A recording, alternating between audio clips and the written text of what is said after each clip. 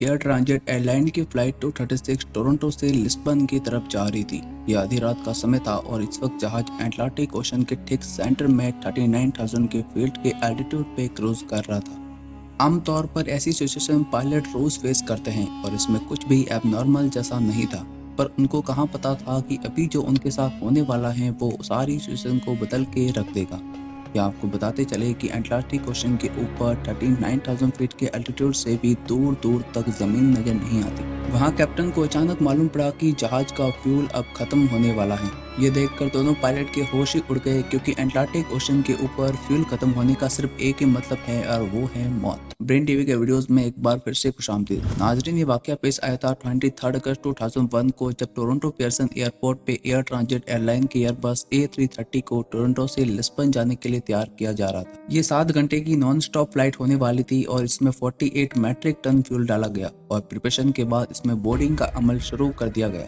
इस वक्त local time के हिसाब से रात के 9 बज रहे थे। फ्लाइट 236 में 293 पैसेंजर, 2 पायलट समेत 13 क्रू मेंबर सवार हो गए। Flight captain 48 year old Robert पीछे थे, जिनको 16,000 घंटों का फ्लाइट एक्सपीरियंस था। वही फर्स्ट ऑफिसर डग रीगर थे, इनके पास भी 5,000 घंटों का एक्सपीरियंस था, जिनमें से 400 घंटे इन्होंने यही जहाज एयरबस A330 को फ्लाई किया था। जहाज की बात की जाए तो वो उस वक्त का state of the art Airbus के A330 का मॉडल था, जो सिर्फ 2 ही साल पुराना था। यानी कुल मिलाकर बात यह है कि ना तो पायलट के एक्सपीरियंस में कोई कमी थी और ना ही जहाज में किसी किस्म का फॉल्ट था। तमाम फ्लाइट चेक कंप्लीट करने के बाद पायलट प्लेन को रनवे तक लेकर गए और ATC की परमिशन से उन्होंने प्लेन को टेक ऑफ करा दिया। टेक ऑफ के बाद पायलट ने प्लेन का रुख अटलांटिक ओशन के उस पार लिस्बन की तरफ किया। चंद ही मिनटों में जहाज अपने क्रूजिंग एल्टीट्यूड 39,000 फीट के एल्टीट्यूड तक पहुंच गया और अभी तक सब कुछ नॉर्मल था। यहाँ आपको बता दें कि इस तरह की लॉन्ग फ्लाइट पे पायलट का ज्यादा काम नहीं होता, क्योंकि ज्यादातर काम तो ऑटो पायलट सिस्टम ही करता है। पायलट सिर्फ सिचुएशन मॉनिटर करते हैं और कंट्रोल टावर को अपनी लोकेशन और अपडेट से आगाह करते रहते हैं। फ्लाइट 236 को टेक ऑफ किए 4 घंटे गुजर चुके थे और अभी तक सब कुछ नॉर्मल चल रहा था और पैसेंजर जो केबिन में ज्यादातर लोग रात होने की वजह से सो रहे थे। अब जहाज अटलांटिक ओशन के ठीक सेंटर में पहुंच चुका था और यही वो लम्हा था जब जहाज में एक मसला हो गया। कैनेडियन टाइम के हिसाब से रात के 1 बजे पायलट ने जहाज की इंजन नंबर 2 यानी जहाज के राइट इंजन में एक एबनॉर्मल रीडिंग नोटिस की। इंजन में ऑयल का प्रेशर अचानक बढ़ गया था और वही इसका टेम्परेचर अचानक से कम हो गया। नॉर्मली किसी भी प्लेन के साथ ऐसा नहीं होता, इसलिए इसकी वजह का पता लगाना पायलट के लिए भी बेहद मुश्किल था।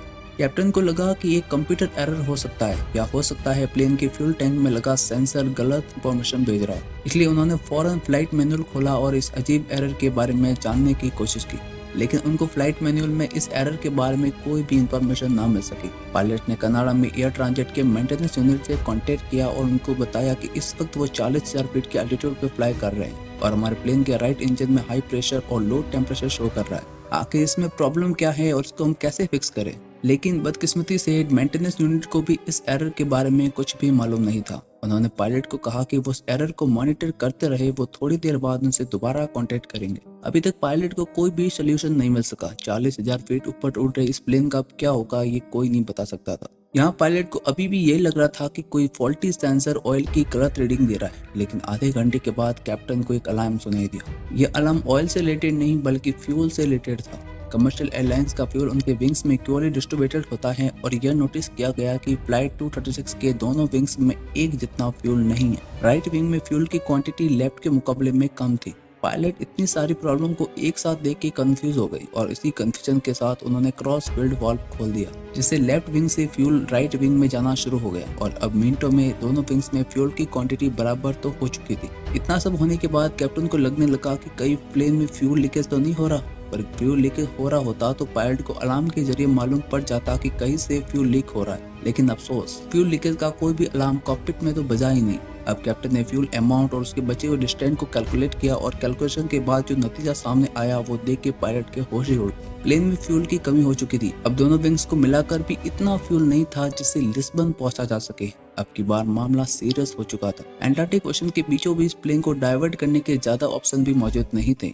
अब इनके पास एक ही ऑप्शन था और वो था एजोर्स आइलैंड। ये आइलैंड अटलांटिक ओशन में मौजूद पोर्टल टेरिटरी का हिस्सा है, जहां टसेरा नामी आइलैंड पर एक एयरपोर्ट मौजूद है।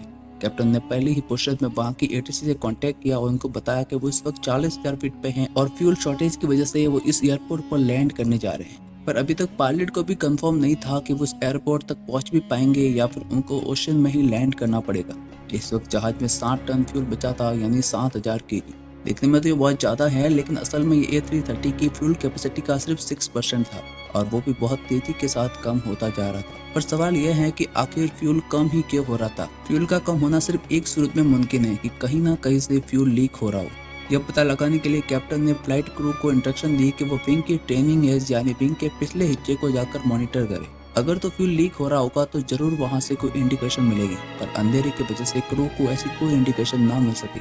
अब कंडीशन ये थी कि हर 5 मिनटों में 1 टन फ्यूल खत्म हो रहा था। कैप्टन को क्लियर हो गया कि फ्यूल कहीं ना कहीं से लीक तो जरूर हो रहा है। अब उनके पास सिर्फ 25 मिनटों का फ्यूल बचा था, जिससे टसूरा एयरपोर्ट तक भी पहुंचना पॉसिबल नहीं था। इस दौरान कैप्टन और फर्स्ट ऑफिसर लगातार मेंटेनेंस यूनिट और ATC से कांटेक्ट में थे।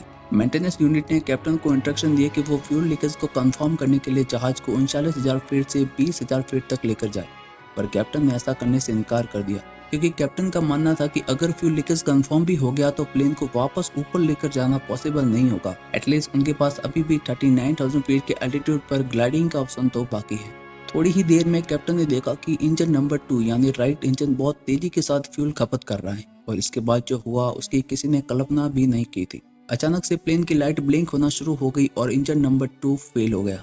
कैप्टन ने राइट इंजन को बंद कर दिया और लेफ्ट इंजन की पावर को मैक्सिमम कर दिया, ताकि वो ज्यादा से ज्यादा पावर निकाल सके, क्योंकि अब जो भी करना था वो उसी लेफ्ट इंजन को करना था। लेकिन सिर्फ एक इंजन पे इतने बड़े जहाज का फ्लाई करना पॉसिबल नहीं था, इसलिए जहाज फ्लाई तो कर रहा था पर वो अपना एल्टीट्यूड भी लॉस करता जा रहा था। जहाज जो कि टसेरा एयरपोर्ट से अभी भी 240 किलोमीटर दूर था, उसमें अब 600 केजी का फ्यूल बचा था, और इतने में वो हुआ जिसने मौत का दरवाजा ही खोल दिया। जहाज का लेफ्ट इंजन, जो इस प्लेन की आखिरी उम्मीद था, वो भी फुल थ्रस्ट पे चलने की वजह से चल गया, और अब फ्लाइट 236 बगैर इंजन के अटलांटिक ओशन के ऊपर ग्लाइड करने लगी। यहाँ पर कैप्टन का जहाज को 20,000 फीट तक ड्रॉप न करने का फैसला बिल्कुल सही साबित हुआ। दो इंजन बंद होने की वजह से अब प्लेन को इलेक्ट्रिसिटी मिलना भी बंद हो गई, और अगर इलेक्ट्रिसिटी नहीं मिलेगी तो पायलट हाइड्रोलिक पावर का भी इस्तेमाल नहीं कर पाएगा। ऐसे में प्लेन को कंट्रोल कर पाना बेहद मुश्किल हो जाता है। खुशकिस्मती से जहाज का ऑटोमेटिक टरबाइन बाहर निकल आया, जो एयर स्पीड से सिर्फ इतनी इलेक्ट्रिसिटी जनरेट करता है जिससे कॉकपिट के इंपॉर्टेंट इक्विपमेंट्स चल सके। कैप्टन ने ATC को मेडे कॉल किया, उनको बताया कि अब हमारे दोनों इंजन फेल हो चुके हैं और टसेरा एयरपोर्ट अभी भी 120 किलोमीटर दूर है। ATC ने कैप्टन को बोला कि आप ग्लाइड करते रहे, इसके अलावा आपके पास और कोई रास्ता नहीं है। हमने टसेरा एयरपोर्ट पे इमरजेंसी डिक्लेयर कर दिया है। वायर ट्रक्स और इमरजेंसी क्रू हर तरह की सिचुएशन से निपटने के लिए तैयार है। अब जहाज 30,000 फीट तक नीचे आ गया था और कैप्टन को डिस्टेंस सिर्फ ग्लाइड करके पार करना था। वही पैसेंजर केबिन में अंधेरा और पेन ड्रॉप साइलेंस ने एक खौफ का सामा बनाए रखा था, ऐसी खामोशी जो शायद किसी आफत का इशारा दे रही थी। सभी लोग भगवान से प्रार्थना कर रहे थे कि भगवान इस बार हमें बचा लो। थोड़ी ही देर में कैप्टन ने एक अनाउंसमेंट की कि अगर जहाज एयरपोर्ट तक नहीं पहुंच पाया तो मजबूरन उसको समुद्र में ही लैंड कराना पड़ेगा। इसी वजह से क्रू ने पैसेंजर को पानी में लैंडिंग के हवाले से प्रिपेयर करना शुरू कर दिया। समुद्र में लैंडिंग हर तरह से खतरनाक होती है, क्योंकि अगर तो पैसेंजर इम्पैक्ट से बच भी गए तो वो पानी में डूब सकते हैं, और अगर पानी में नहीं डूबे तो वो ठंडे पानी की वजह से हाइपोथर्मिया के शिकार हो सकते हैं। अब नॉर्मली बगैर इंजन के पैसेंजर प्लेन को ग्लाइड करना बहुत ही मुश्किल होता है। सब कुछ प्लेन के पिच कंट्रोल पर डिपेंड था, जिसको पायलट मैनुअल स्टिक से कंट्रोल कर रहे थे। लेकिन प्रॉब्लम ये थी कि जहाज का एल्टीट्यूड 2000 फीट पर मिनट के हिसाब से ड्रॉप हो रहा था।